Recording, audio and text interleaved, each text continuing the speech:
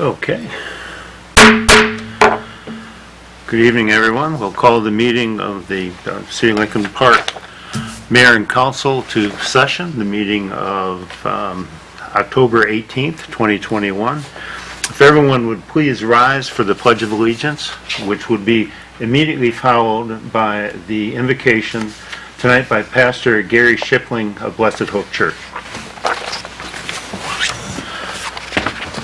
I pledge allegiance to the flag of the United States of America and to the republic for which it stands, one nation under God, indivisible, with liberty and justice for all.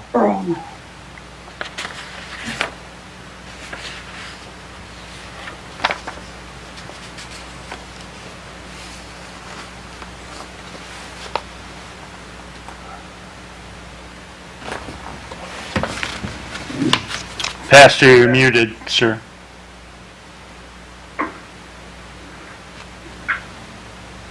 Am I clear? Wow. Loud and clear. Okay. Dear Heavenly Father, we come before you this evening, seeking your guidance, seeking your direction. Lord, there's so much going on in this world, and there's so much going on in this city. Lord, we ask for your direction for the members of our council and our mayor. And Lord, we ask you to please bless them with wisdom, bless them with courage to stand up to what is necessary to be the people that we have looked up to, and have accepted as our elected officials.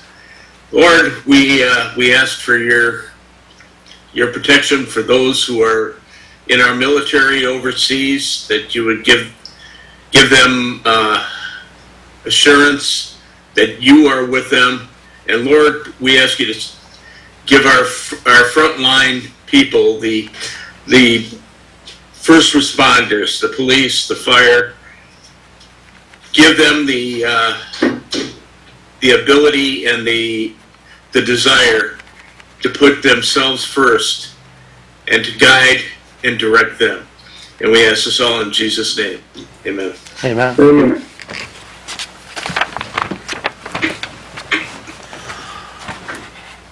Thank you, Reverend. We appreciate that.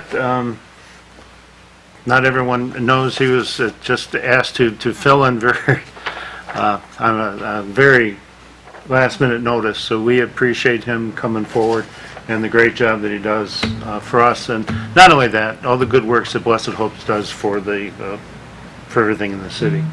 So we would have roll call now, please. Councilpersons Dupre. Here. Higgins. Here. Kelsey. Mr. Kelsey, you're muted. Here. Ross. Here. Salcido. Here. Tobin. Here. And Mayor Counts. Here. Councilwoman Tobin is under the weather tonight, so she won't be with us. I'm sure she will be watching someplace. All right, under Mayor's comments, I actually have a bunch, so I'm going to dive into it. First thing that we have is, I guess we call it the determination of the Compensation Commission. So the Compensation Commission met on October 5, 2021, and then those of you that don't know what the Compensation Commission does is they established rates of pay for elected officials, the city clerk, treasurer, mayor, and council. So that they did meet on the 5th, and they resolved to increase the mayor's pay to $14,500, the council president's to $8,500, council to $8,000, treasurer to remains the same at $15,000, the city clerk remains the same at $52,000. So that is what they acted on, and we appreciate their efforts. They were taking into consideration, I guess, the period of time when the pay had been lessened, and there was a period of time also during the emergency management when pay wasn't given at all. However, with this, that amount comes to a 25% increase, and I'll be making a resolution later on that to reject that as much as it is needed and probably deserved for all parties. It is too much at this time. So I will be bringing that at the as a resolution, miscellaneous resolution at the as we get into the action items. Second thing is, we had a court management meeting on Thursday, this past, and at the court management meeting, the long-anticipated audit for court finance were presented. We promised the audits in early June, and it's continued on. We had them, and they were presented to the city. Both audits, and these are audits for the years 2016-17 and 2017-18. Both of the audits were approved by the Court Management Council. I did vote against the approval of the 2018 audit, but that was due to I needed more time to look over what was presented, as we only had it over the weekend, and I had additional questions. In the end, with this, we have a substantial amount of money coming back to the city, and it was voted that $66,130 is coming back to us for what was it was budgeted to the courts but was unused by them and discovered in audit. The amount of $26,813 from the 2017 audit, and then it was totaled to $66,130 for that next year. We still have two audits that are outstanding that they will be presenting to us at some time in the future. I don't know if there will be additional funds that will be coming back to the city, but it's my opinion that there probably would be. There was one additional item that was approved at that meeting. It was a security system upgrade for, I think it was a small amount, for additional $1,100 they were asking for approval. They did, the court management did ask for an audit of, or the data that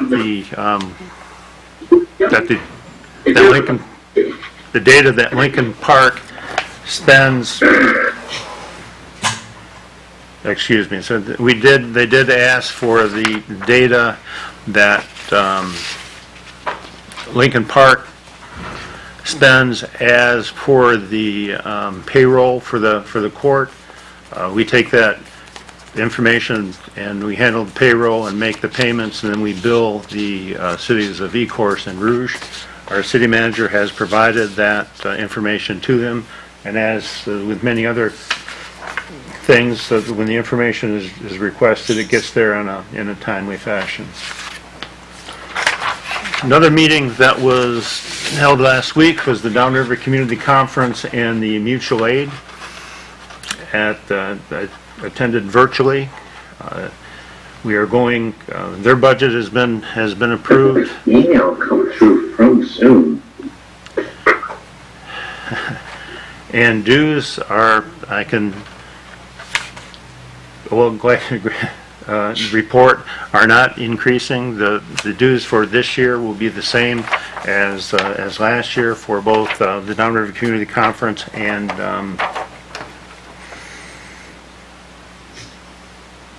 and mutual aid. And coming from and working in law enforcement for those many years, there is, it's good to, when people have your back and when you have mutual aid and the communities that are involved in this and all pledging to work together if there is a problem, that is a good thing. And it's, it's fairly unique in the area too, and not just in the area, but many areas of the law enforcement, the downriver area, working together for that.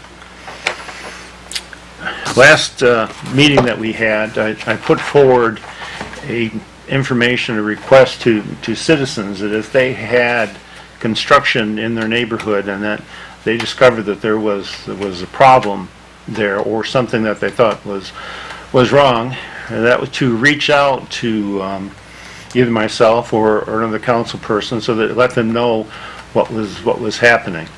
A resident did that at the 1500 block of Lincoln. He noticed that whereas one side of the street had curbs being repaired, the other side of the street did not have theirs marked for repair. And it was starting to go into being prepared for asphalt, at which point where I called attention to the city manager, DPS director, and our Hennessy representatives to check that out to see if something had been missed. In this circumstance, they determined that was correct, and so the sidewalks are in the process of being repaired.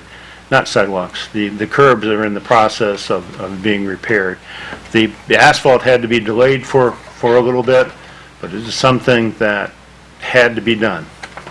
You have one opportunity, it'll probably be 25 years before you get back to this road, so we need to do it right the first time and get it right. And that is what happened with that. And if other folks have, there was another complaint in reference to, not in this section, but on Cleophas, of the construction traffic moving at times or working at times when they shouldn't be. And they should start at 7 a.m. and in this case the complaint was they were starting at 6 a.m. And those circumstances, and that the trucks weren't using the proper route. Now we're investigating that and we're going to get back to the complainant, but we don't always know that these things are going on, and we need you to reach out and tell us. It's your neighborhood, you know what's happening, you know what's right and what isn't right, and you need to let us know when these things are going on. I mentioned at the last meeting that we would be filming a Crossroads of Lincoln Park program. I did sort of a talk show with Carl Malish and Timmery Saved. They are both from, Carl is the EDC DDA director, Timmery is assistant for both of those. And it was, I think 45 minutes to 50. It will be coming out on our YouTube channel very shortly, and it had to do with construction in Lincoln Park, what they see is developing, how they see it in 5 to 10 years, and then ideas for people that are out there that are interested in opening up businesses and a way to start. I think that you will find it informative, but we'll see what happens. That is coming out very shortly. Next, I'm going to put out a little bit of a challenge to folks, commissions that are out there.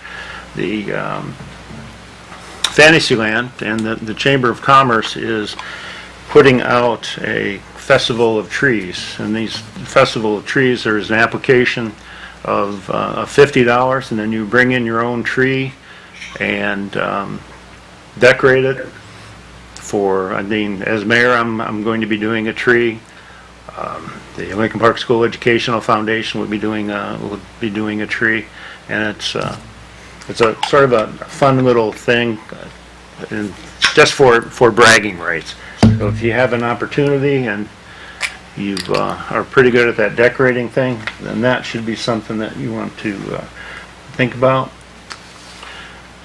Okay, this coming, on the 22nd, which is Friday afternoon, be meeting with Carol Clemente in reference to the I-75 Dix corridor for the care of the grass. I know that Councilman Kelsey has been raising not awareness, but asking questions in reference for this for a while, and he, I believe, has been copied as to take part in that also. But it had to do with the tall grass, who maintains it, and everything.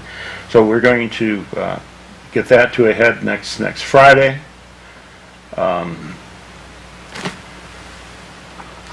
Okay.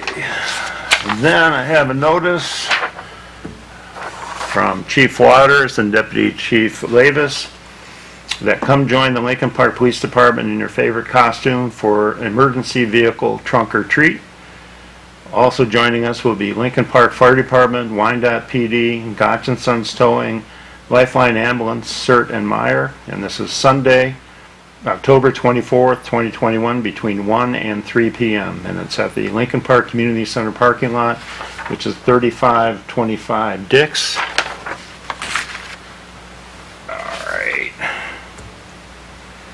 I've been asked by the DPS director that this is the big time for street sweeping with all the leaves and everything falling. And so it's imperative that we don't waste time in this.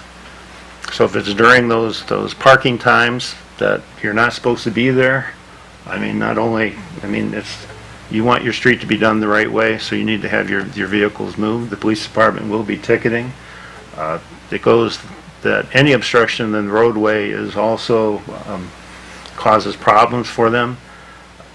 The recycling containers, the garbage containers should be on the grassy area between your sidewalk and curb. Do not place them in the street. If you place them in the street, they get in the way of the sweepers, so it's imperative that they are placed where they should be, so we ask you to do that. Also, we have on October 30th, I was looking for the official flyer, but I can't find it just yet. On October 30th, here it is. Help keep the streets safe on Angels Night, October 30th, 2021, starting at 5 p.m. for Angels Nights patrols. The report to the Community Policing Building, 1394 Cleophas, Lincoln Park. Masks must be worn inside of the building. Masks only need to be worn if you choose to ride with passengers outside your immediate residence. Dinner will be provided. Please bring your vehicle registration, proof of insurance, and driver's license. Questions, email Dennis Anderson. So it's danderson@citylp.com. And we look forward to coming together to support our community. That is something that has been going on for many years. It has a great impact on the amount of damage that isn't done. And it's reassuring to the residents to see those yellow lights flashing on that. Okay, and then lastly, sort of an advance notice here is that the Downtown Development Authority will be once again initiating or sponsoring the holiday tree lighting ceremony. This year it will be at Saturday, November 20th. And I think it begins at 5 o'clock, but there will be some more information coming in reference to that. All right, then we will move on to the consent agenda. And as we go into this, I'm asking that the third item be put onto the action items.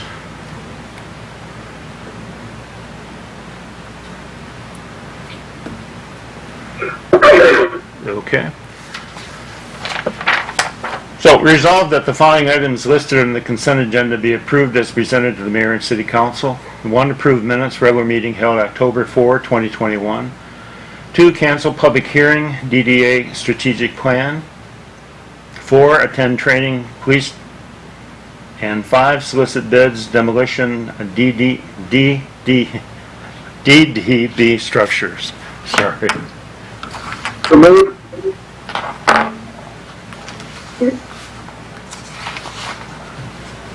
Okay, discussion? Who was the support on that? Dupree. Okay, thank you. All right. Is there discussion? No discussion on this item. Oh, yeah, that's right. Okay, ready? Absolutely. Call the roll. Councilperson Higgins, Yes. Dupre, Yes. Kelsey. I don't hear Councilman Kelsey. I don't see him on. Ross, Yes. Salcido, Yes. and Mayor Carnes. Yes. Okay.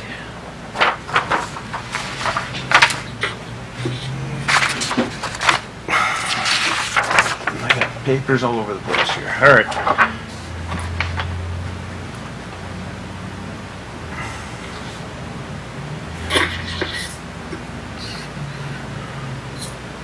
Give me 1 second here. All right. Resolved that an ordinance to amend Part 10, Title 4 of the Codified Ordinances of the City of Lincoln Park by repealing and replacing Chapter 1045 entitled County Stormwater Management be given its third and final reading and be adopted. The City of Lincoln Park ordains that Part 10 of the Codified Ordinance for the City of Lincoln Park, Title 4, Chapter 1045, entitled County Stormwater Management be and is hereby amended by repealing and replacing the entire chapter as follows.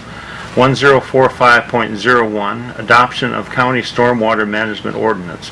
The City of Lincoln Park hereby adopts, incorporates herein by reference, and makes a part of this chapter the Wayne County Stormwater Management Ordinance for the City of Lincoln Park.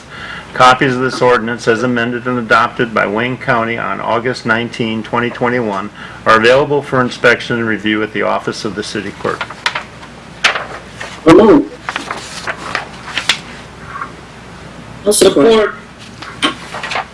Okay, discussion? Clerk, call the roll.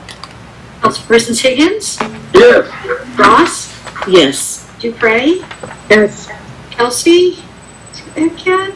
Salcido, Yes. and Mayor Carnes. Yes. The next item has a cover letter from Doreen Christian, our Director of Community Planning Development, Parks and Recreation. On October 4, 2021, Net Solutions LLC was awarded the bid to remove the vegetation of a large tree at 2215 Seacott. He was first contacted by email on September 30 that the company was going to be awarded the job. A contract was sent by email, and I tried numerous times to contact him by phone. He is not returning my emails nor phone calls. I sent a letter by email that if we did not hear from him by Wednesday, October 13th, we were going to rescind the award and go with the next bidder. There was no response. Mow on the Go does not do large tree removals. They are the next lowest bidder. Whereas the city awarded the vegetation and tree removal at 2215 Seacott on October 4, Resolution 2021-331, and whereas the contractor has failed to respond to messages or emails that the city has sent, and the house needs to be cleared of vegetation before it can be renovated. Therefore, be it resolved that Resolution 2021-331 awarding Net Solutions LLC the job to remove all vegetation of a large tree in the backyard be rescinded. Be it further resolved that the mayor and city clerk award the bid to Mow on the Go for a price not to exceed $4,885.20 for the vegetation removal, and that the mayor and city clerk are authorized to sign all necessary documents. So moved with a question? I'll support. Okay, go ahead. Councilman? What do we do about the big tree? Yeah, that was my question also, but Doreen, At could this you, point in time, I'm sorry, at this point in time, I'm just gonna leave it be until I can get out there and get different, bids on it. It's very important that I get the vegetation removed. We can't do the house cleanup unless we can enter the house and get the garbage out. So I will have to go out and do regular tree services like we do for the city to see if they can either trim and or remove that tree. could you reach out to the city contractor, or is it unnecessary for you to go out the bid, even though no bid came in to handle this? That I don't know for sure. I would say I would have to go out to bid specifically for the large tree because that's not what we did in the beginning. Okay, very good. Further discussion?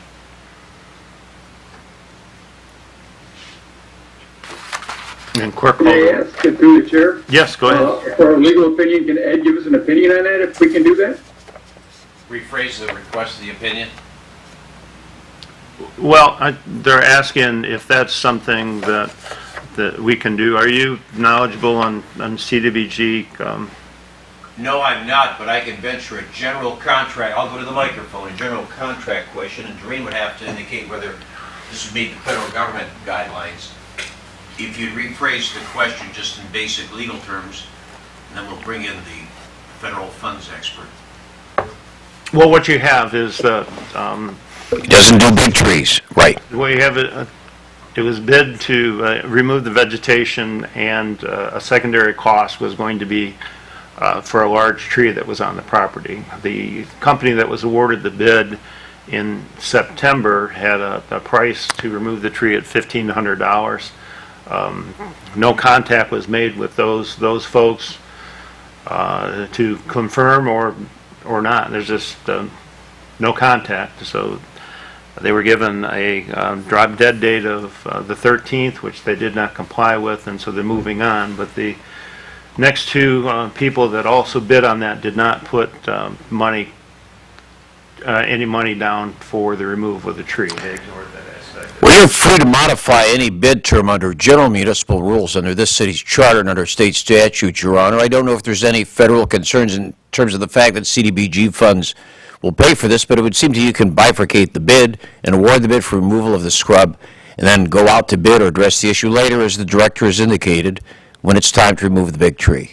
Yeah, we're saying, I mean, we're going to be voting on the removal of the vegetation shortly. It's just, Tell me wherein the legal question arises then, because I've just indicated that's a proper move unless there's some federal regulation that precludes that. well, my issue would be that if you go out for bid and then you don't get any bidders, then you can usually then come into arrangement with somebody to get the work done. Absolutely.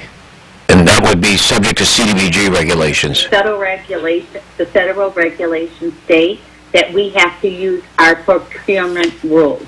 So if that's the way we normally do it, then we could do it that way. And especially since we're going to do the tree by itself, so if it's under $3,000, we don't have to have quotes and or bids. Well, there, Your Honor, she's answered the question. Okay, then, I mean, it's such a minuscule amount, Your Honor, it's below any normal bid requirements, but the object of the bid originally is to get the debris away. The second object will be to remove the tree, and you can't go out and rebid an entire project and not bifurcate the contract if you need to get the work done now. yes, well, okay, then, Doreen, we'll leave that aspect of And it. as long as it doesn't violate the federal regulations, Your Honor, we don't have a problem with that. Not want to do that. Okay, then, is there further discussion?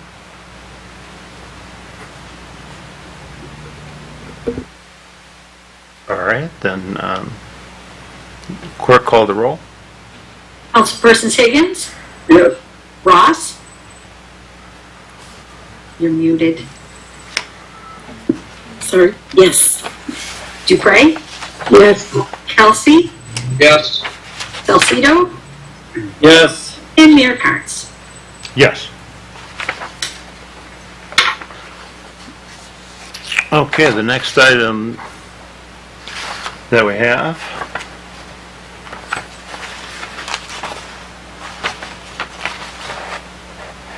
All right, let's go with it. Resolved that the City of Lincoln Park formally acknowledges its receipt of application from Wide Open West Michigan, LLC, in parentheses, WOW, in parentheses, for the renewal of its video franchise under Act 480 of the Public Acts of 2006 as amended, in parentheses, Video Franchise Act, in parentheses, which by the terms of the Video Franchise Act will automatically take effect August 2021 for a term of 10 years.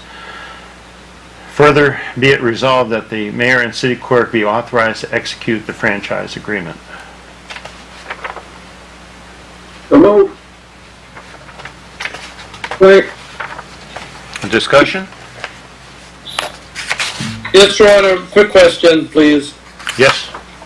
Is this, in regards to WOW, are they our cable supplier for this meeting? Do they supply the feed, or is this, because I heard so many complaints about the clarity of the voices and the vibrations of the people talking, people can't hear, people can't comprehend. So does this have to do with our televised council meetings with this WOW contract? No, it doesn't. My understanding, this is just their ability to operate within the city of Lincoln Park. And as I understand it too, that we don't have a whole lot of say in the matter with what they do. That's right. All right, thank you. Further discussion? Clerk, call the roll.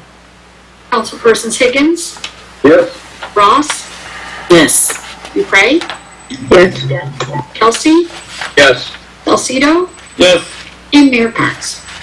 Yes. Next item that we have has a cover letter from our DPS Director, John Kazoo. As you are aware, the City of Lincoln Park opened bids on October 13 for the 2021 Joint and Crack Sealing Program and received bids from 2 contractors.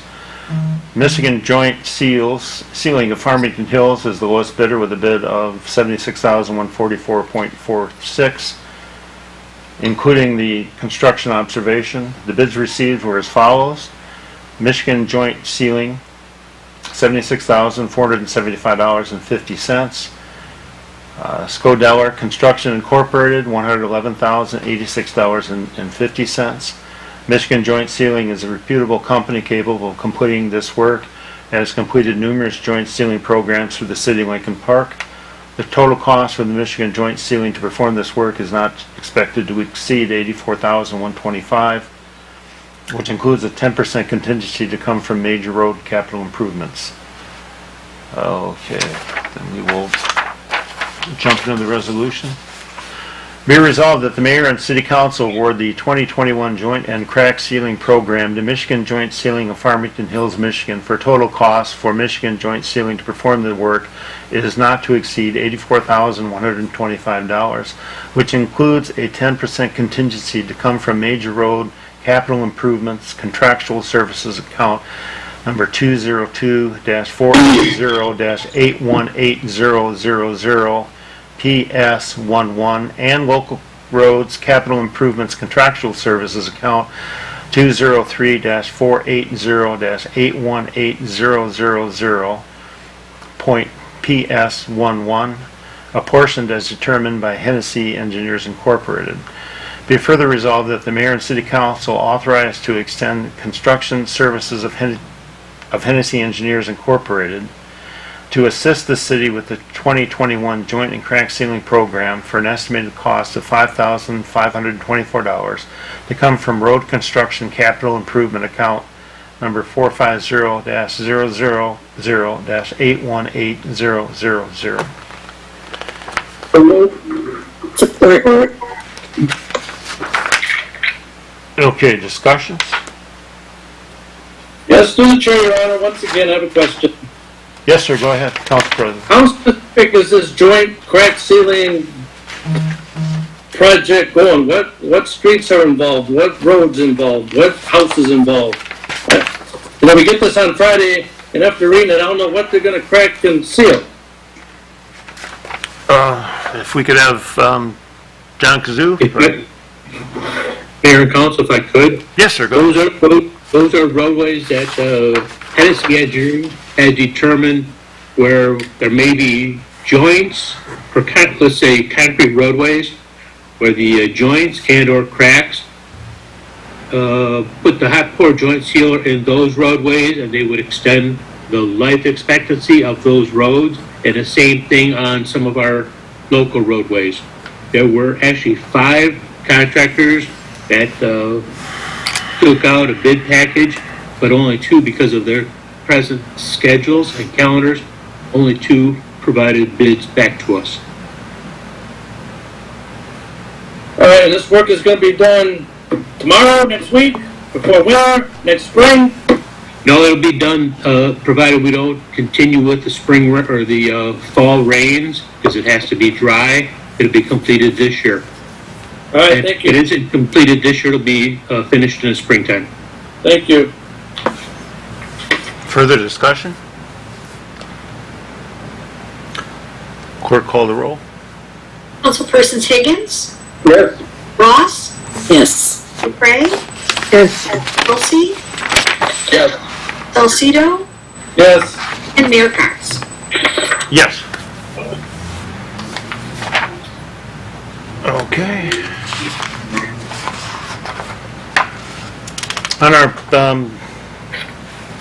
next item, it is the preferred developer to purchase and rehabilitate the properties that were purchased from the Wayne County tax foreclosure under the first right of refusal program. The addresses in question are 1414 Dix and 2215 Fort Street. And after the resolution is read, we do have the owner of HP Snap that would be available for any questions. So, whereas the City of Lincoln Park solicited bids for preferred developer to purchase and rehabilitate the properties purchased from Wayne County tax foreclosure under the first right of refusal program, whereas HP Snap Investments was the only bidder. Now therefore be it resolved that the bid received from HP Snap Investments to purchase the tax foreclosed properties is hereby accepted in the amount of $300,000. So move with a question? Support. Yes, sir. What's your question? I'd just like to know, where did we advertise for bids? Mr. Krazan, could you? I confirm with Carrie, but I do believe it was posted on Mitten under the real estate tab. Was. Okay, thank you. Through the chair, Your Honor, one more question. Yes, sir. Go ahead. Budget impact on this? Because I don't see none. Is this a benefit for the city? Well, the properties, by us, the city taking part in the first right of refusal, there was 1 residential property, and then there was 2 commercial properties.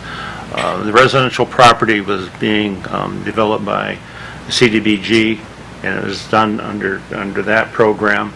The cost to the city was approximately, I don't have it in front of me, but it's around $66,000 of what is owed in back taxes that have to be paid back to the county. And then the purchase, I mean, the 66,000 for the back fees, the city will actually make out in a little bit because we can get our administrative costs back. I mean, it won't go to the extent of the 300,000, but it'll be 66,000 plus whatever our administrative fees are for that. Because the city cannot profit from the sale of these properties. They can only make up their expenses. Thank you, Your Honor. Question to the chair. Yes, sir. Go ahead. Yeah, I'd like that bid sheet had, and the reason I'm going to ask, before you answer, I want to ask you why, is that they're bidding $300,000, okay? In the bottom it says the proposed bid amount is maximum allowed by law, which is true, $300,000.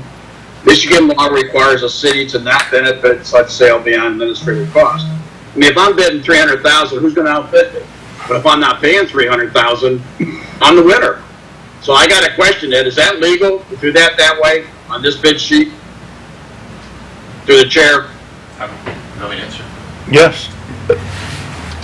I presume, Mayor and Council, that part of that depends on whether there were any other bidders too, and the city always has the right to accept or reject all bids. However, this is a bid that needs to be explained. Often the city receives a bid, and they award the bid and find out that the bidder can't comply with it. Clearly, you know you have statutory regulations here that prohibit how much you might take in a bid, and he's given a flexible bid, and in some opinions it may be a bid that's not the smartest or not the most properly drafted, but nonetheless it's a bid that you could either accept or reject, but you have to accept any bid within the parameters of the law. And you know that the most, it appears at this point, you can accept is something around $66,000 plus administrative and holding fees. So taking the $300,000, if that were the high end, you would reject it. Now, whether you determine that no one else would be able to bid that amount or not, you could easily reject that bid for $300,000, and if someone else bid the same amount of $66,000, whatever the carrying costs were, the city could then pick the other individual if they thought they were the best and lowest bidder, and that's what your standards require. I presume, Your Honor, that this really comes down to whether there were more than one, whether there was more than one bidder initially, before you break this down for any further legal analysis. Well, my only question is the legality. If I want them to pay $300,000, are they required to do it, Ed, through the chair? If your costs are $300,000, including the cost of acquisition, they've got to pay it. They bid it. In my opinion, they're stuck. But you can't pump up the costs. I mean, this is not like some personal injury law firm. Understand that. Through the chair, I was just asking because, in essence, I could bid $300,000 every day of the week, not knowing that I'm not going to have to pay it. I'd be the top bidder. That's all I got to say. Thank you, Your Honor. Thank you, Ed. Through the chair. Yes, ma'am, go ahead. Your Honor, could you please repeat the addresses? 1414 Dix and 2215 Fort Street. So it's 2 properties, not 3? No, it's 2 properties. There is a third residence that the city is retaining the rights to through the CDBG program. They're going to rehabilitate it. Okay.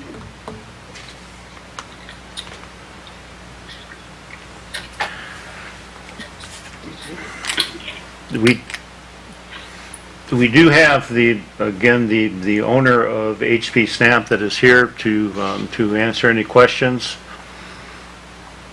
He has met with prior to the submission of the bid. He had talked to our DDA director about some ideas and plans that they had in that. I think Carl can touch on that during his report later on. Is there anything further from council? Through the chair, Your Honor. Yes, ma'am. If our HP Snap representative wouldn't mind answering, is this the first time they've bid on commercial properties?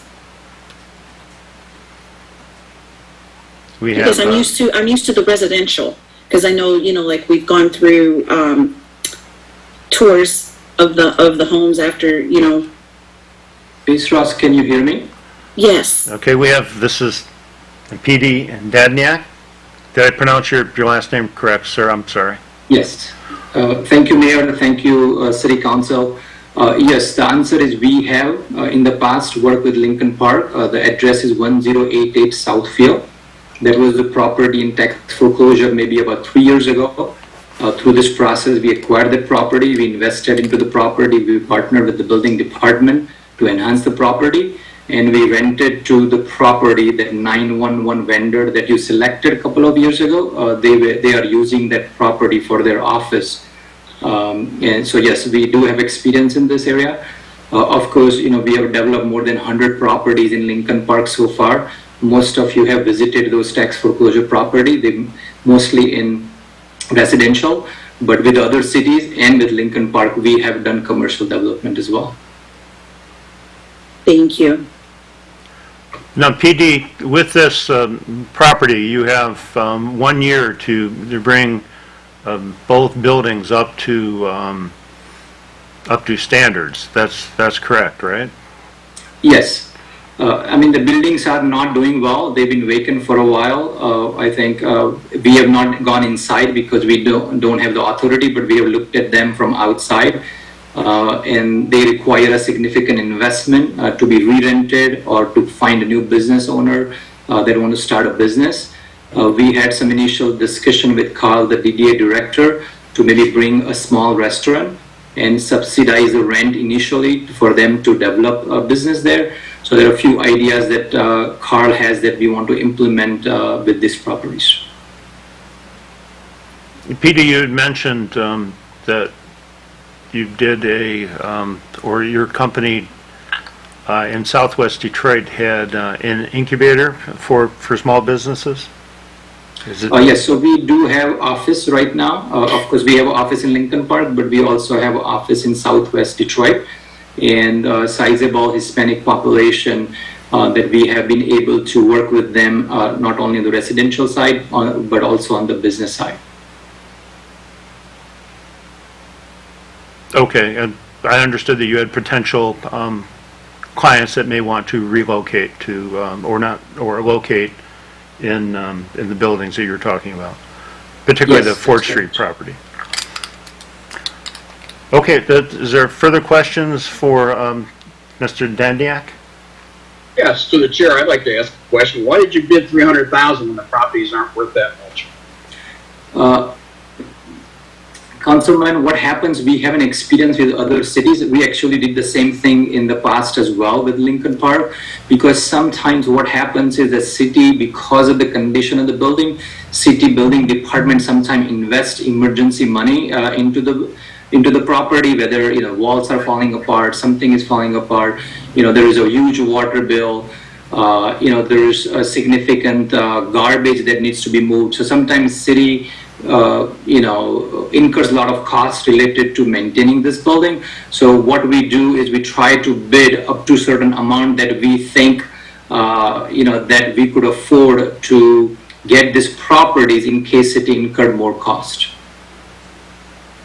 No, and my last comment is it's kind of funny that 300,000 is the limit, and that the property that you're talking about, and I know the DDA is talking about getting it from the city because we got on the first right of refusal. Wouldn't you done your homework on the outside to see what the buildings were worth? And then one of the buildings actually in the middle, PD, is up for sale, and that's my only question was, I'm confused because I don't want to be an elected official and everybody start bidding $300,000. And that's why I asked the question. But you answered it. I thank you. Thank you, Mayor. Thank you for the time. Thank you, PD. Thank you. Okay, so we have further discussion?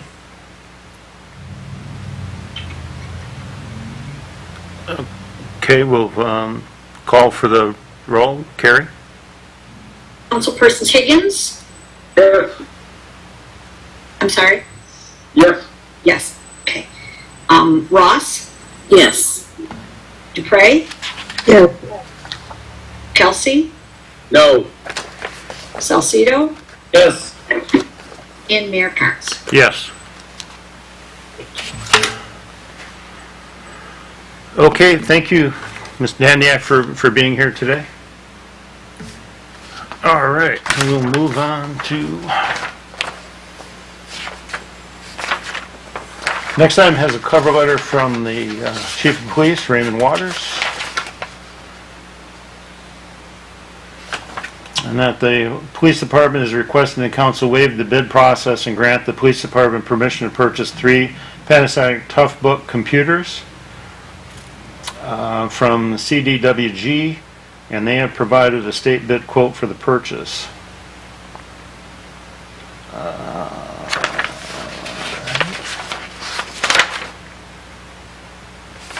All right. So whereas the Lincoln Park Police Department is requesting to purchase 3 Panasonic Toughbook computers. Be it resolved that the mayor and council authorize the police department to waive the bidding process and purchase 3 Panasonic Toughbook computers for a total cost of $11,540.70 from CDW-G, a qualifying state bid pricing supplier. Be it further resolved, funds for the purchase of the 3 computers to come from the police department's computer equipment account number 101-305-820, Police Department JAG grant to reimburse the police department after the purchase has been made. So moved. Support. Discussion? Clerk, call the roll. Councilperson Salcido, Yes. Dupre, Yes. Higgins, Yes. Elsie, Yes. Ross, Yes. and Mayor Katz. Yes.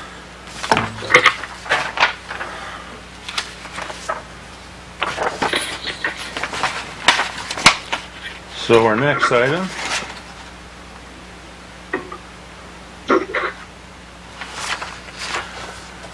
whereas the City of Lincoln Park, hereinafter the community, periodically applies to the County of Wayne Department of Public Services Engineering Division Permit Office, hereinafter the county, for permits to conduct emergency repairs, annual maintenance work, and for other purposes on local and county roads located entirely within the boundaries of the community, as needed from time to time to maintain the roads in a condition reasonably safe and convenient for public travel. Whereas pursuant to Act 51 of 1951, being MCL 247.651 et sec, the county permits and regulates such activities noted above and related temporary road closures. Now therefore be it resolved, in consideration of the county granting such permit, hereinafter the permit, the community agrees and resolves that any work performed for the community by a contractor or subcontractor will be solely as a contractor for the community and not as a contractor or agent of the county. Any claims by any contractor or subcontractor will be the sole responsibility of the community. The county shall not be subject to any obligations or liabilities by vendors and contractors of the community or their subcontractors. The community shall take no unlawful action or conduct which arises either directly or indirectly out of its obligations, responsibilities, and duties under the permit, which results in claims being asserted against or judgment being imposed against the county, and all officers, agents, and employees thereof pursuant to a maintenance contract. In event that same occurs for the purpose of the permit, it will be considered a breach of the permit, thereby giving the county a right to seek and obtain any necessary relief or remedy, including but not by way of limitation, a judgment for money damages. With respect to any activities authorized by permit, when the county requires insurance on its own or its contractor's behalf, it shall also require that such policy include as named insured the County of Wayne and all officers, agents, and employees thereof. The incorporation by the county of this resolution as part of a permit does not prevent the county from requiring additional performance security or insurance before issuance of the permit. This resolution stipulates that the requesting community shall, at no expense to Wayne County, provide necessary police supervision, establish detours, and post all necessary signs and other traffic control devices in accordance with the Michigan Manual of Uniform Traffic Control Devices. This resolution stipulates that the requesting community shall assume full responsibility for the cost of repairing damage done to a county road during the period of road closure or partial closure. This resolution shall continue in force from the date of execution until canceled by the community or the county with no less than 30 days prior written notice to the other party. It will not be canceled or otherwise terminated by the community with regards to any permit which has already been issued or activity which has already been undertaken. The community stipulates that it agrees to the terms of the County of Wayne permit at a time a permit is signed by the community authorities authorized representative. Be it further resolved that the following individuals are authorized in their official capacity as the community's authorized representatives to sign and so bind the community to all provisions of any and all permits applied for to the County of Wayne Department of Public Services Engineering Division Permit Office for necessary permits from time to time to work within a county within county right-of-way or local roads on behalf of the community. And John Kazoo, DPS Director, is the name of the title. I'll support. Discussion?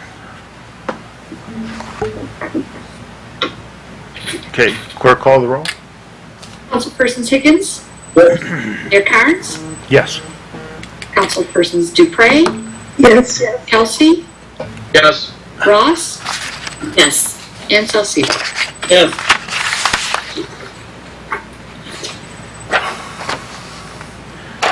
Okay, and then the next item had been dropped down from the consent agenda. Whereas a request has been made to schedule a special meeting for the purposes of entering a closed session to discuss negotiating strategies for expiring collective bargaining agreements, be resolved that the mayor and council schedule a special meeting for Monday, November 1, 2021 at 6:30 for the purpose of entering a closed session to discuss collective bargaining. I'll move. Okay, the reason I dropped it from the consent agenda is the vagueness where it says a request has been made. It did not say who the requesting party was or such. So we have further discussion. Clerk, call the roll. Councilpersons Ross? Yes. Higgins? Yes. Dupre? Yes. Kelsey? Yes. Salcedo? Yes. And Mayor Carnes. Yes. Next item has to do with the first item under mayor's comments. And it's resolved that the mayor and council hereby reject the determination of the local officers' compensation commission dated October 5, 2021. And I'll move on this. I'll support with a question. Okay, go ahead, sir. And this question was actually through the chair to Ed, if I can. I believe this conversation has come up in the past with the council, and I'd like to know if this is a legal vote. Can the council reject it or not? Well, it's my belief that they can. We're going to have the city attorney go on that. The council cannot add compensation to themselves, but they can't be forced to take it. Go ahead, sir. That's correct, Your Honor. Mayor, you're correct. The council has two options. The first is to do nothing, and it becomes law. The second is to reject. You can't modify. It would be folly and foolish to affirm it, because then it just belies your own intent to accept a raise politically. So you've got either the first option of doing nothing, and it becomes effective, or you reject it. Thank you for the clarification. Okay, is there further discussion? Yes, I'd like to, through the chair. Yes, sir, go ahead. It was brought up that the raise is like 25%, and that might be true, but there's a lot of people on here who haven't been on council for 8 years as long as I have, except for the mayor, I think, and maybe one or two other people in the city. And their little history, do your homework a little bit. When this raise is actually putting the money back to when the council took a cut when we went through the issue of the oversee from the state. And then we took no money as a council because we were in dire straits through the state. So actually this money isn't really a raise per se. It is actually a reinstatement of the money we got before that we actually gave up through the years, through the 8 years I've been on council, to help the city. And at one time, not even taking any money because the overseer, or if you want to call it, the state receivership person, indicated that nobody would get any money. So I just like to clarify for those of you who have not been on council. So, and politically, somebody's going to take a raise. I don't care whether you take $2 or $1. Somebody's not going to like it. So I just like to have the full benefit of telling you a little history there. So when you vote, you have a little idea what you're voting on. And I'd appreciate the fact that you think through that a little bit. Like I said, there's some history to this when this was done. Thank you, Your Honor. Thank you, sir. The resolution before this was to go into closed session to discuss our upcoming contracts that are expiring. I think that a 25% increase, no matter how well deserved or anything is just not something that is appropriate at this time. We're not going to be giving our employees 25%. I mean, it's not the same basis. I mean, this is a couple. Point of order, Your Honor. If you want to debate the issue, we'll debate it, but you're the chair. You're supposed to... Excuse me, sir. You do not have authority to do this. Sir, I am talking. Point of order, you can't... I'm talking about this. I have every right to put my department. I am a member of this. Sir, you're out of order. I don't think I am. Well, sir, you do not have permission to speak. You're out of order. City Attorney, please. Yes, step in, Ed. Your Honor, you are the mover of the resolution. You have the absolute authority to address your purpose and basis for the resolution. I didn't regard this as a debate. Parties make points. Okay, thank you.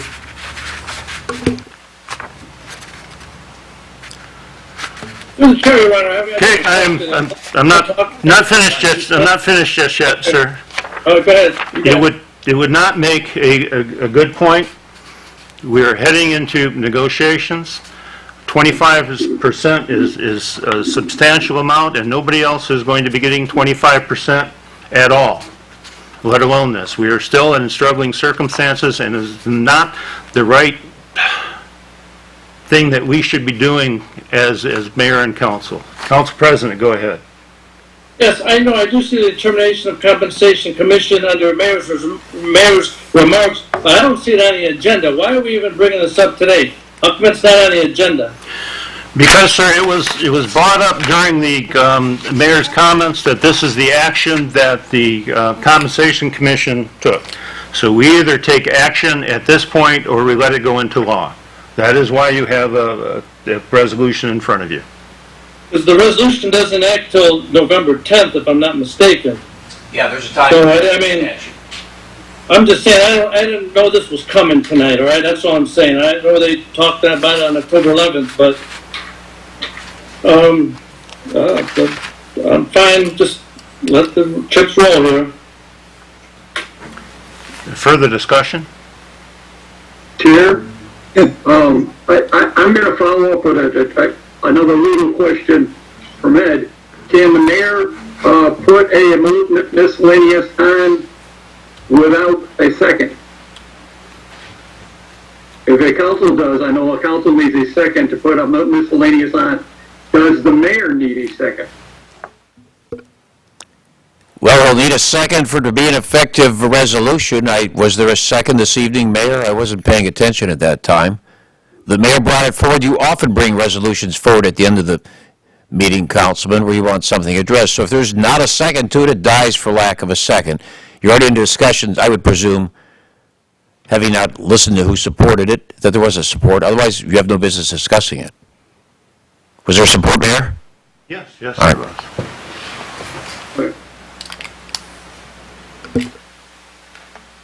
Further discussion? Clerk, call the roll. Mayor Carnes, Yes. Councilpersons Higgins, Yes.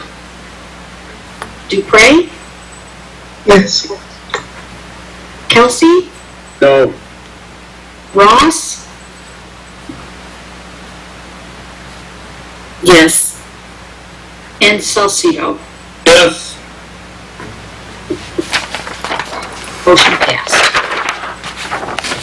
Okay, we have an additional miscellaneous. Has to do with the item that was pulled off of the, agenda at the last meeting. And as whereas a request has been made to schedule a special meeting for the purposes of entering a, sorry, that's the wrong one. Whereas the Planning Commission wishes to remove a member for cause, now therefore be it resolved that a public hearing be set for November 1, 2021 at 7:30 p.m. or as soon as thereafter as the regular course of business shall allow for Arturo Briones to show cause to why he should not be removed from the Planning Commission.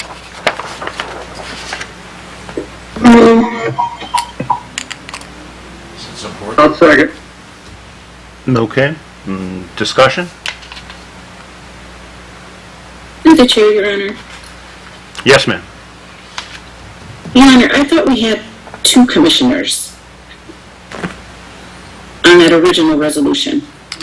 Prior to the last council meeting, one of the commissioners had submitted their resignation. Thank you, sir. Further discussion? Clerk, call the roll. Councilpersons Dupre, Yes. Higgins, Yes. Kelsey, Yes. Ross, Yes. Salcido, Yes. and Mayor Carnes. Yes.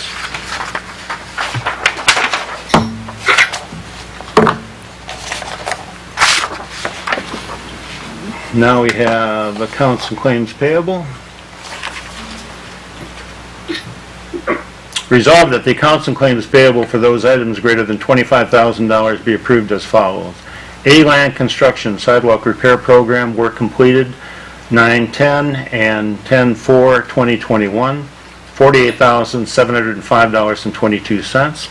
Downriver Utility Wastewater Authority, October 2021 excess flow charges, July, August 2021 sewer/user fee, $265,264.54.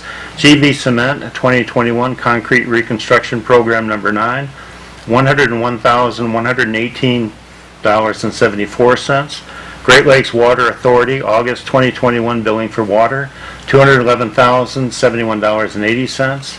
Hennessy Engineers Incorporated, ADA ramp platform design, general consulting, emergency utility repairs, retention basin letter response, EPA risk resilience assessment, bridge inspections, water district operation services, North Shore sewer repair, site plan reviews and meeting fees, River Drive Recon, Ford Boulevard, Emmons, and River Drive SRF Sewer Rehabilitation Program, Concrete Reconstruction Phase 1, Road Bond, Lafayette Water Main Revocation, Concrete Sectioning Programs, Utility Pavement Repairs, Concrete Reconstruction Program, Asphalt Resurfacing, Lead Service, Lead Replacement, Joint/Crank Sealing, $83,028.46, Inland Water Pollution, Sanitary Sewer Cured In-Place Lining, and SRF, $103,103.71. RJ&J Enterprises, Emergency Water Tap 661 White, Water Main Break 2235 Fort Park, 2173 Cleophas, and 1073 Emmons, $33,791.96. RVP Construction, Lafayette Water Main Revocation, pay number 1, $339,055.68. Water Tap Incorporated, Lafayette Water Main Revocation, Road Reconstruction and Water Main Revocation, $42,540. I'll move. Discussion. Question to the chair. Yes, sir. Simple question, I guess. One of the checks was for the towers removal and reinstall for Robin Lincoln Middle School for $8,900. Could somebody just explain why we took them out and put them back on? Or they can tell me later. I got the invoice number and all that. But, I can speak to that, Mayor. Go ahead. Lisa Gregg? Yes, good evening. So the schools were replacing the roofs, so they could be taken down, and because it's our equipment, we were responsible for the cost. Okay, thank you. You're welcome. Anything further, for discussion? Clerk, call the roll. Councilpersons Ross, You're muted. Yes. Higgins, Yes. Dupre, Yes. Kelsey, Yes. Salcido, Yes. and Mayor Carnes. Yes. Okay, we've come time for the city manager's report. Mr. Krazan? Yes, thank you, Mayor. Good evening, everybody. The first thing I had noted to mention was fall sweeping, but you so eloquently hit on that earlier. But I will also mention that we do understand that sometimes GFL is putting the receptacles back in the street after they've emptied it. We have informed them. I informed them, I think, about a week ago, and I think they were informed again today, to try and avoid doing that. Just a quick note to them. So hopefully it takes care of the issue. A quick update on the building department stuff. At the last study session, the general consensus was to move in the direction of trying to work with McKenna to put together a hybrid program. At this point, I began negotiating with McKenna, sitting down talking about the contract, essentially trying to come to some kind of agreement that can work for both sides. So our intention right now at this point is to, when we have that, we'll bring it to you guys for the final resolution. I'm hopeful it won't take too much longer. I'm supposed to be getting a proposal from them very soon here. Topic of discussion the last few weeks had to do with gate access of DPS. I want to let everybody know what's going on with that. We've done kind of a review of everybody that was on the list. We've cleaned up the list, so we're going to be putting together a decent list that we'll have here at City Hall that can be reviewed at anybody's leisure. A couple notes of good news. Everybody, I think, did see the press release from SEMCOG regarding the $35,000 for the traffic study. That's pretty exciting. This will add into the traffic study that goes on with the Southfield Road Corridor study. This is going to study 4th Street. And then also our police department got just over $9,000 for some bulletproof vests. So that's fantastic news, keeping all our guys safe. And then this last week, there was a meeting between our DPS and the tree company. I also spoke with the tree contractor on the phone on Friday afternoon. He assured me that it is their expectation that they will be caught up with all the trees that were on the list as of Friday. They will be caught up. They're saying 4 months. They think it's going to be 3, but they want to set realistic expectations. So they're saying 4 months. If your tree had been on the list, you should be taken care of. And then they'll start on the new list, and hopefully we'll be able to stay on top of that. Those are the big things that are going on. With that, I'm happy to take any questions. Through the chair. Yes, sir, go ahead. I discussed with you, and I want to bring this in front so the whole council hears my thoughts. Having the list of who has keys to the gate at the DPS is a good thing, but I think we need to take it a step further, and we should have a list of every building who has keys to entry, every building, and it should be a list at City Hall that can be updated. This particular council has had discussion over keys and who has them several times now, and I think this is a needed thing to be done. Point well taken. For the chair, please.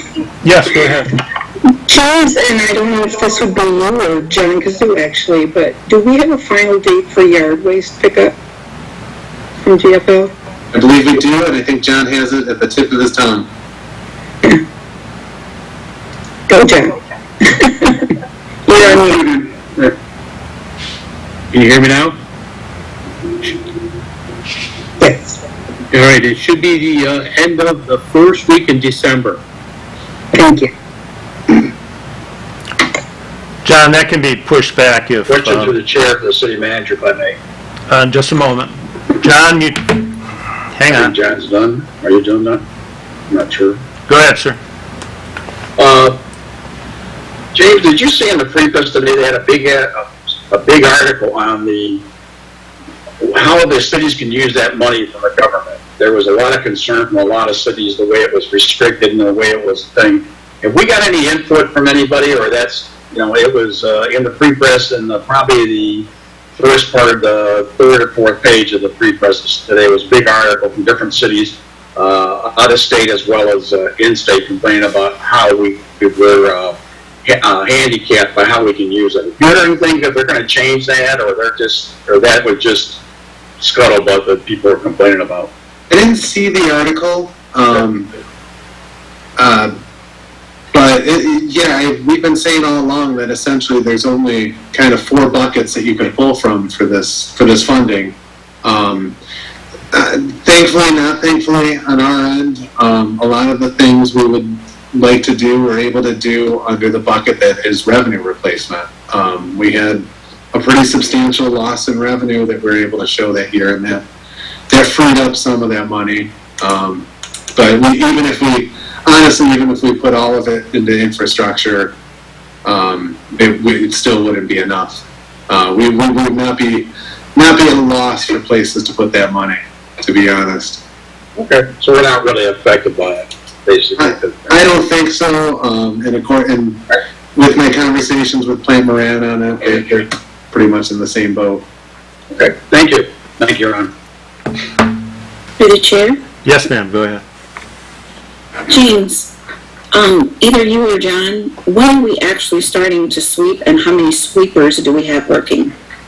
No, we're out today. I believe, John, you can correct me. We've got 2 working right now, with a 3rd kind of in the works, and a 4th that we hopefully will have done very, very soon. Okay. So are we expecting to have the sweepers out like every week, or is it going to be every other week?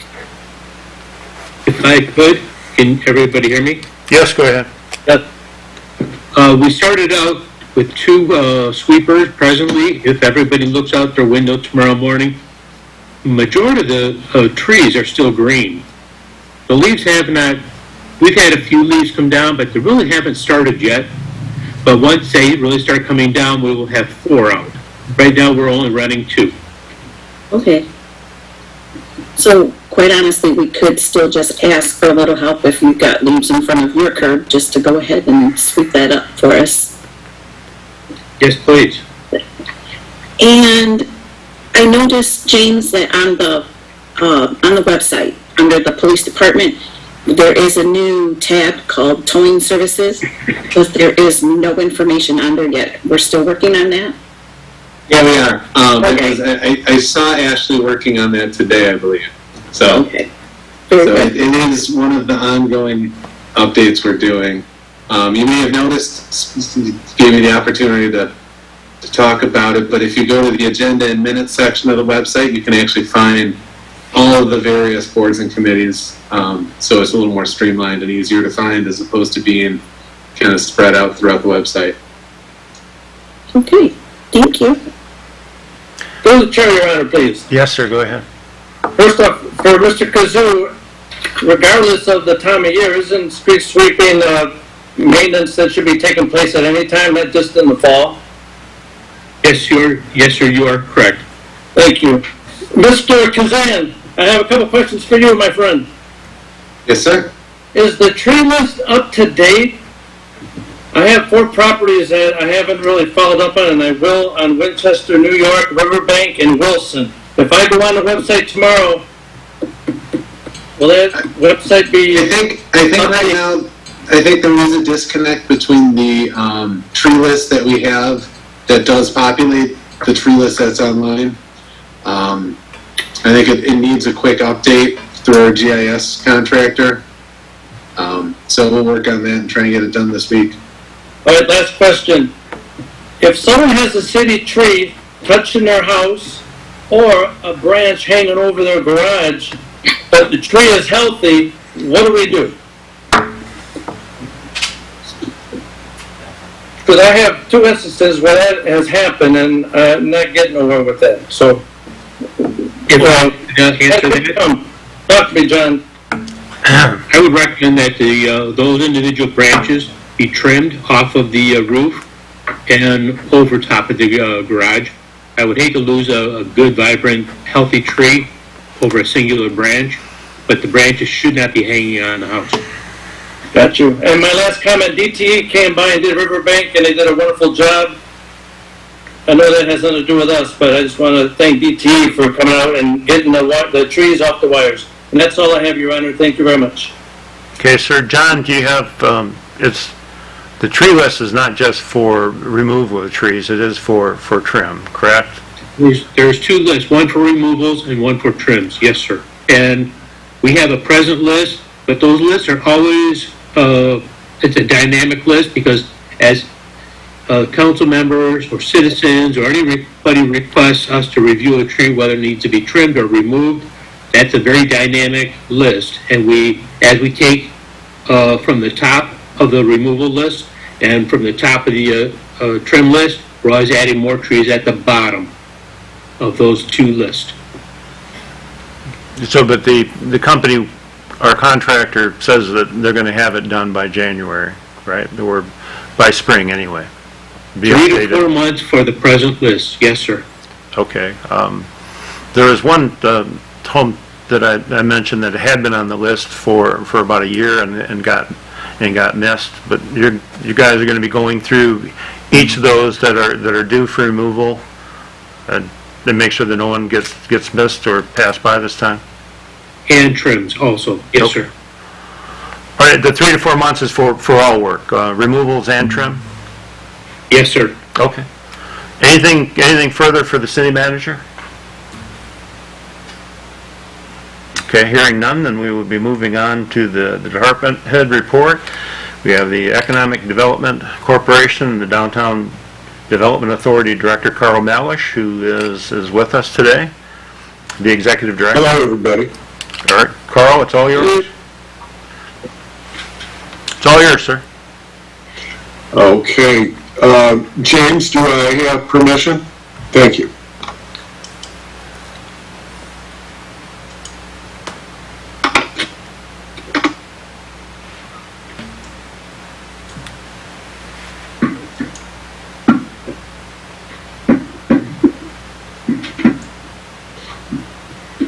Okay, I take it you can all see my screen, correct?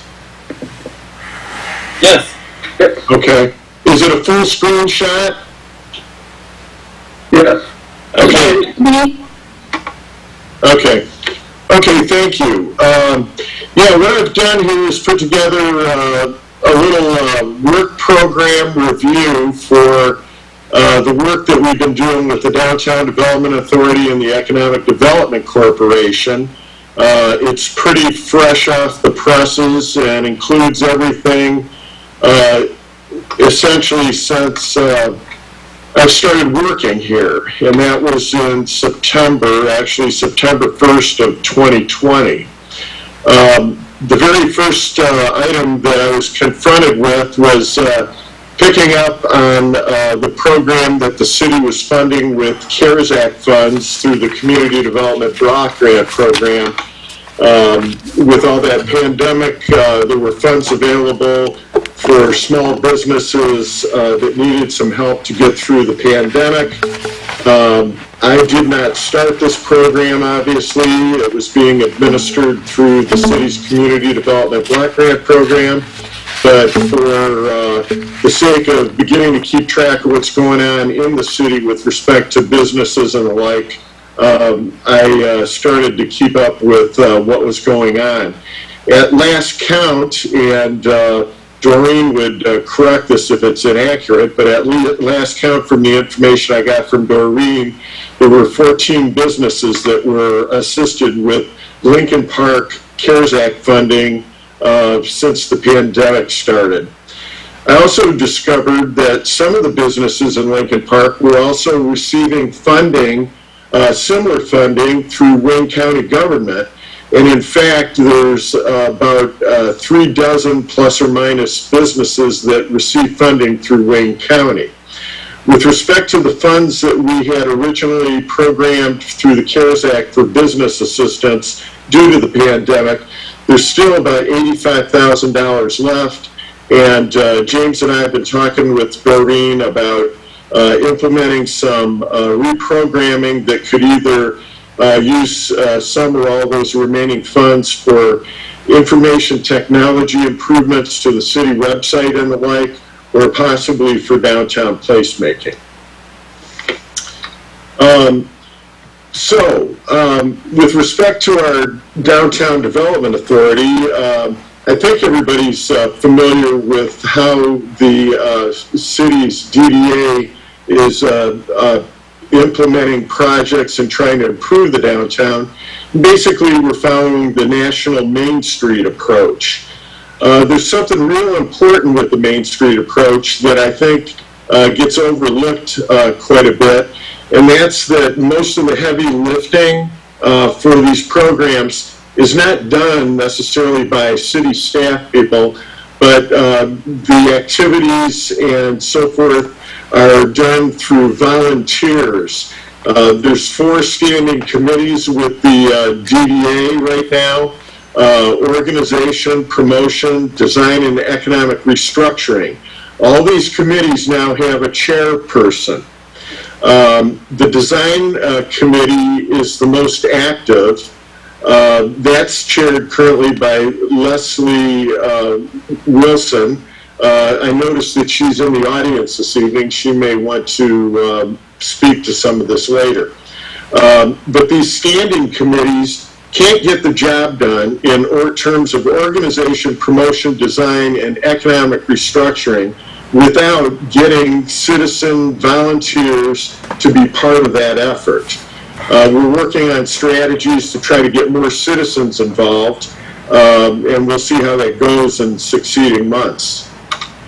The EDC, Economic Development Corporation, also can get more work done if it utilizes committees. And this is also a work in process. Today we have one standing committee, and it's the Small Business Loan Review Committee. That's chaired by Mr. Egglesfield. There's 3 other standing committees that are contemplated.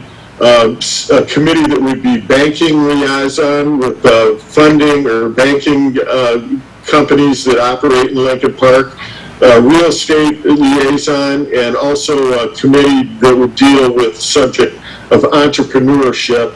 And that, of course, would particularly focus on minority entrepreneurs, including Black, Hispanic, and Middle Eastern. These committees, too, need citizen and stakeholder volunteers. So I may be saying this repetitively a few times, but if any council people know citizens that want to get involved in these programs and work on specific committees that do some of the heavy lifting, please send them our way.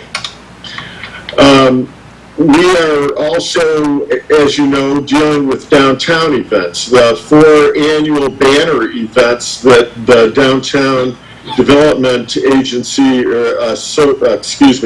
Downtown Development Authority has implemented and sponsored in the past has been the Chocolate Walk, which is in February around Valentine's Day, Cinco de Mayo celebration in beginning of May 5th to be exact, Downriver Cruise Weekend, and finally the holiday tree lighting, which you heard from the mayor earlier. It's going to be held on Saturday, November 20th this year, and the time will be likely around 5:30 or so. It'll go on for an hour, hour and a half. We want to make sure that the sun sets very nicely so that we can have a startling flip of the switch and see those beautiful tree lights come on. We're committed to doing these 4 events in the coming year, 2022, and we are also contemplating developing a 5th event. We attempted to put this together this last September, a 4-square tournament. I think we're all old enough to remember that game that we all played in the streets. Well, we want to resurrect that and build some fun around it as an activity in the downtown on a fall Saturday afternoon and evening. Promotion committee with the DDA, again, has a chairman, but no volunteers. We need citizen volunteers to help us put on these activities. Another activity that we did in the last year is we reevaluated our facade grant program guidelines. What we did is we expanded the facade grant program to include site improvements. You know, we noticed that we have lots of vacant property or open spaces in the downtown that are envied by some businesses. They might want to make some improvements or something such as that. So, you know, we thought, why not use our facade grant program to also provide some matching funds to have these site improvements. One particular project that we're looking at right now, and there's a little more heavy lifting to do for the project behind the scenes, but the restaurant, the Hispanic grocery store that also has an interior restaurant that's separated from BC's Pizza. That gentleman, I believe that's Lobatana, they want to develop that grass lot as a parking lot. We're working with both property owners so that we can have a mutual agreement to jointly develop that parking lot and have the existing curb cut on 4th Street serve both parts of the parking lot for those two businesses. We've talked with them about helping with the cost of the project via this facade site improvement grant program. Some facade grant projects that we approved this last year, actually La Piñata Dulceria, or the Mexican candy store at 2205 4th Street, that was approved towards the end of 2020. But more recently, we approved to help Perino Frozen Foods do some concrete improvement to their parking lot that's off on the side street, and also to do some landscaping, and finally to enclose some dumpsters that are just kind of sitting out in the open. And then there's Sherry Stockpile, a new business that's going into 1516 Southfield Road. They're completely redoing the facade of that building. It's work that's in process. And we have some other projects pending. Again, design committee, Leslie has been able to recruit a couple of citizen volunteers for that committee, but it sure wouldn't hurt to get some more citizen involvement on the design committee. Okay, when I came to Lincoln Park and had conversations with the city manager, we talked about Lincoln Park branding. This is a work in process also. We've been known historically as the crossroads of downriver. But we want to really try to amplify that and think a little bit bigger about our position, not only as the crossroads of downriver, but our location within downriver. We've joined, and I think you all know, that both the DDA and the EDC have contributed pledge to contribute $5,000 to the organization now known as Destination Downriver. That's $5,000 split between the two organizations for a 3-year commitment, and that is beginning to gain traction. There's been conversations with Pure Michigan Tourism to see if they can embellish and provide additional resources for that effort. I sent out notices, email notices to all of you within the last week or so, drawing your attention to some podcasts that have been prepared, and also the Destination Downriver website. We have been working behind the scenes whenever we get a minute to try to update our Lincoln Park business directory. The clerk does a fine job of registering these businesses, but what we're trying to do is get a little additional information on our 550 to 600 businesses in Lincoln Park. We need to get their email addresses and their website addresses imposed in the directory. We're also researching additional support information through some private sources to provide additional information that we care to share with businesses, vital business data and other information. When I analyzed what's going on in Lincoln Park when I first was being interviewed for the position. I noticed that Lincoln Park's population had steadily declined for a number of decades. Well, I think the mayor reported she had a recent city council meeting that we had a couple thousand person spike between 2010 and 2020. Okay, how do you get more population growth in a city such as Lincoln Park? You figure out somewhere that you can get some new housing development. And that's some of what we are doing as we look at different issues to help with the city. We're looking at... We're watching, they already get a show. Pardon me? Oh, okay, thank you. We're looking at a couple of things with respect to housing. We're looking at the Sears Mall properties, and we're looking at that and analyzing it as a potential mixed-use development. Mixed use means housing and commercial development. We're also doing a similar examination of Lincoln Plaza. We actually came up with a conceptual plan for that, and we think we can get several new multifamily units built back on the surplus parking behind the Lincoln Plaza strip center. Anyway, new housing is critical to help with the local economy. It's an important marketing metric when we're trying to sell our city for private investment. People that look at investment in retail and business look at population growth. They look at increases in disposable income and other related statistics. That's why we need to get more housing developed in Lincoln Park. As I said earlier, we're looking at housing at the site of the Southfield Dix redevelopment plan. When that plan was put together back in 2018, it primarily focused on big box retail, and that's just not going to happen. The retail market has changed significantly. Big boxes are now obsolete. We can see some commercial sites there, but we think it'll be primarily a residential multifamily mix that'll occur at that location.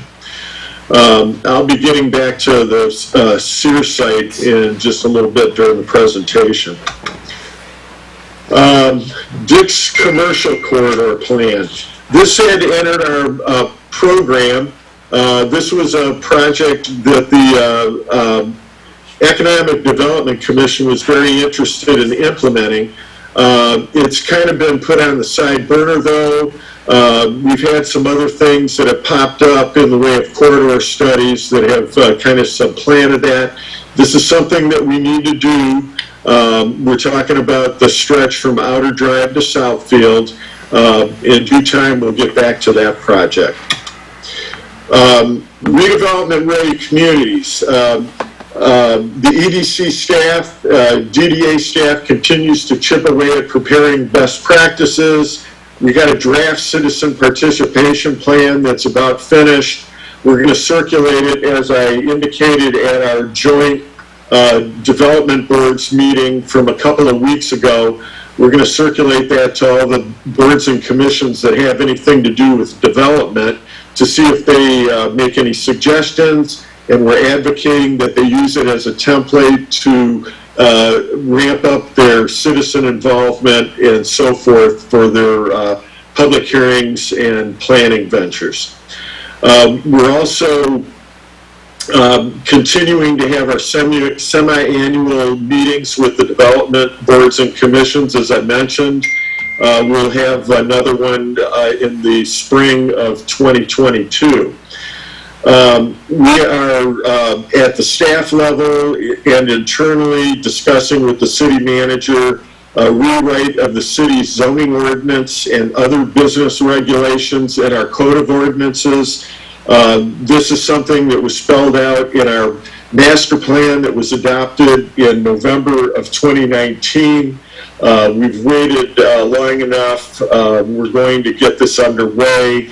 The city manager has identified some resources and will probably also appeal to the state of Michigan through the Redevelopment Ready Communities program to pick up a part of that tab. I also want to acknowledge and point out that Tracy Dupre is an elected official, obviously, and she's attending the RRC training session that's underway currently. I think she's about halfway done with that program. And we would encourage other city council people to enroll in that program. The state has it twice a year. And if you're interested, please get with me and I'll do what I can to help you get enrolled at a future date. Did I go backwards on that? I sure did. Whoa. Okay. Food truck policy and program.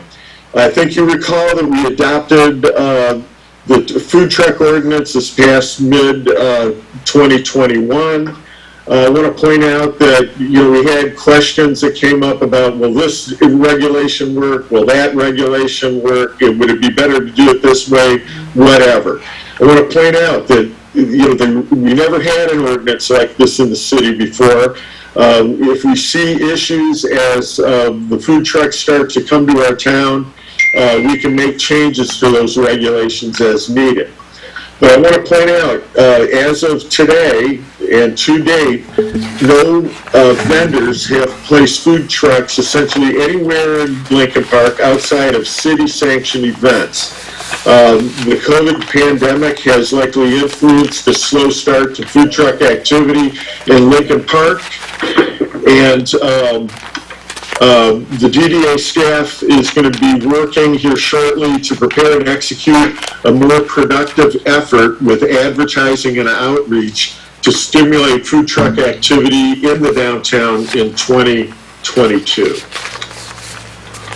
Okay, project that the mayor mentioned earlier that involves the 2200 block of Fort Street. We have targeted that block.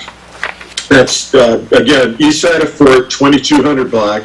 There's about five properties in there. And we've targeted it for acquisition, development, and operation of an incubator accelerator. The conversation that I had with AD also involved, this is a distinct possibility. That's that 2015 to 2025 property that we just passed a resolution to sell to AD and his company. We are also beginning to see some other investor interest in the properties in that block. The gentleman that has the restaurant Lunch in Wyandotte is interested in the 2015 property, which is that small former filling station that has been used as a construction office over the last couple of years. He's talking with us about possibly buying it directly from Park Medical, and he would put in there a sandwich, submarine sandwich shop, and he would also do some preparation and distribution on a very small scale of submarine sandwiches to some outlets like food marts, filling stations, and the like. We are investigating and doing intensive research, that's Timmery and I, on state-of-the-art and developing alliances for entrepreneurial assistance for business incubators. We traveled to Flint, Michigan about 3 weeks ago, and we visited the Ferris Wheel, which is a downtown business incubator, shared space development in Flint, downtown Flint. We also discussed with people that work for 100,000 Ideas Flint about a program that they have that we may be able to access, and we should be able to access via the internet.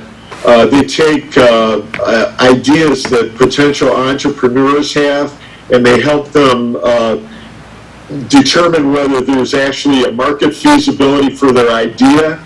And if there is, then they coach them at the beginnings of business plans for those ideas. We want to emphasize that we've had an increase in our minority population in Lincoln Park since 2010, primarily an increase in Black and Hispanic, and we feel certain that that's where some of our retail and service business future lies in Lincoln Park, and particularly our downtown. And we are still investigating appropriate ways to get some help with connecting with the Hispanic and the Black minorities of our community. Okay. We've got some other foundational programs and projects that are underway that I'm going to go through here, not with much real excessive detail, but these are other very foundational items that have to get done for a variety of sound reasons. First of all, we did get, as James Crazan mentioned earlier, we did get a grant to fund the Southfield Road Corridor Study and Plan. That's Southfield Road from the Allen Park, Lincoln Park city limits through the city of Lincoln Park and through E-Course to West Jefferson Street and the Detroit River. There is a transportation element in this Southfield Road Corridor Study and Plan that will be examining traffic and coming up with an approach to make it multimodal. We want to improve that corridor for the pedestrian experience. We also note that that is a corridor, a missing link to a bicycle corridor that would connect Allen Park and Lincoln Park and E-Course to the West Jefferson and the Detroit River. That project is underway now. Some of you will have heard about this in our joint meeting, and there's many of you out there in our development boards and commissions that will be interviewed during the month of November and early December to get input into the planning process. We are also strategizing and pulling together conceptual plans and arranging funding for what we label as downtown placemaking. We have this downtown national fitness campaign pseudo commitment to help us develop an outdoor fitness court. We're looking at the southwest corner of Euclid and 4th Street for that project. We are also blowing the dust off of the old Mellis Park activation plan. If you recall, some of you that were around or have read our downtown development plans, there was plans and details put together on a Mellis Park.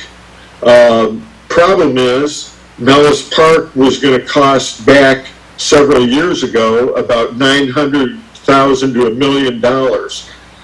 We don't have that kind of money at this point in time, so we're coming up with an alternate strategy to see if we can't get some less expensive installations placed there so that we can have an active space in Mellis Park. We're also looking at the cartway between Albert's Furniture and Moose Lodge. That's a grass tract. We've got some ideas for that with some seating and landscaping and some other items of interest. There's also a cartway between the Fast Splash Car Wash and Community Policing building here on Southfield that we've talked about, and we might be able to come up with something there. One of the amenities that we just got word on, and we got an approval for this, is we applied to the Detroit Institute of Arts, and they are going to adorn spaces in our downtown with several inside-out replicas of paintings that are in the Detroit Institute of Arts, and they're going to be placed at several places in our downtown, very likely some of these downtown placemaking sites. I want to point out that we're also now attending all the Lincoln Park Chamber of Commerce meetings. In fact, we have a meeting this coming Wednesday. They have the regular meeting, and we're developing a good relationship with with Sharon King and her board members. We also have been working with the building department and our planning organizations to get information on new building starts in Lincoln Park during the past calendar year. We have that through September. I believe that I sent a spreadsheet on that to you a couple of days ago. We are going to place that on our website. We're going to continue to update that manually on the website and monthly. We have also engaged Beckenreuter to examine the 4th Street corridor, specifically from Monty to Garfield, and to evaluate and identify places where the concrete is heaving or it's broken and crumbling, where there are impediments to smooth pedestrian walking and travel. We have a complete assessment of that now that has been done. We've been working with Great Lakes Contracting, who's the contractor of record now with the DPS for concrete work and stuff related to work that DBS has to do with broken water lines and the like. We have worked with their unit prices. They've made a few adjustments. We've discussed this with the Downtown Development Authority as recently as last Tuesday, and we have a price to do that work of approximately $205,000. There are some benches that we were concerned about, but the collective decision of the DDA is not to repair any of the benches that have been damaged on those planter boxes on that corridor. Instead, we're going to completely remove the damaged seat platforms, and if somebody wants to wrestle behind, they can sit on the planter box edge. But we're decommissioning a few of those.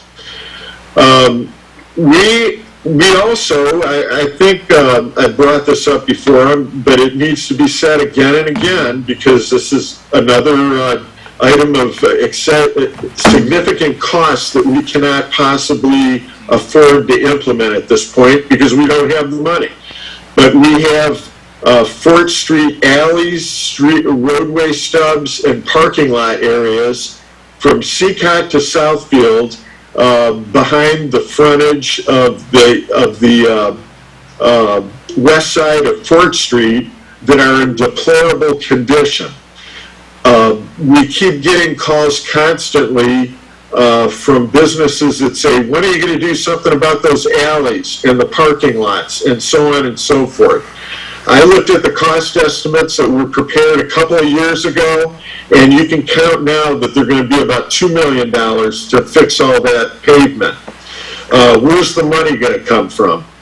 Finally, I want to mention that we did implement that community banner program, and that's in place. In addition, these were items that I jotted down as I was going over the PowerPoint. I want to point out that we had, and now gladly DT has taken care of, a significant circuit problem that was affecting the street lights on 4th Street in the median. If you recall, when we had Christmas lights, the snowflakes in that area the last 2 years, they kept going out.